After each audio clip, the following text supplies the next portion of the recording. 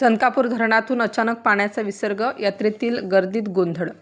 चनकापूर धरण येथून कोणतीही अधिकृत आवर्तन जाहीर नसताना जलसंपदा विभागाकडून अचानक पाण्याचा विसर्ग 100 क्युसेक करण्यात आल्याने धरण परिसरात मोठा गोंधळ उडाला.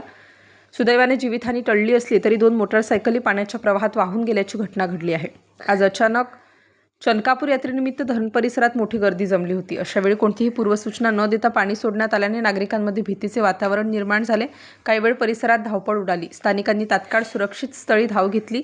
या प्रकारामुळे जलसंपदा विभागावर तीव्र संताप व्यक्त केला जात आहे. विभागाचे डोके ठिकाणावर आहे का, असा संतप्त सवाल उपस्थित केला जातोय. विशेष म्हणजे विभाग प्रमुख निकम यांच्याशी संपर्क साधण्याचा पत्रकारांनी प्रयत्न केला असता ते फोनवर उपलब्ध झाले नाहीत. त्यामुळे माध्यम प्रतिनिधींमध्येही तीव्र नाराजी पसरली आहे. दरम्यान बेजबाबदार कर्मचारी व अधिकाऱ्यांवर कठोर कारवाई करावी अशी मागणी स्थानिक नागरिकांकडून होत आहे. यात्रेच्या पार्श्वभूमीवर कोणतीही पूर्वतयारी अथवा सूचना न देता पाणी सोडणे हा गंभीर निष्काळजीपणाचा प्रकार असल्याचे मत व्यक्त होत आहे. या प्रकरणाची दखल प्रशासनाने घेतली असून डॉ. कश्मीराज संखे, प्रांत अधिकारी यांच्या स्तरावरून सखोल चौकशी केली जाणार असल्याची माहिती सूत्रांनी दिली आहे. चौकशीअंती दोषींवर कारवाई होणार का, याकडे नागरिकांचे लक्ष लागले आहे. नाशिक स्टार न्यूज प्रतिनिधी दीपक गांगुर्डे, कळवण.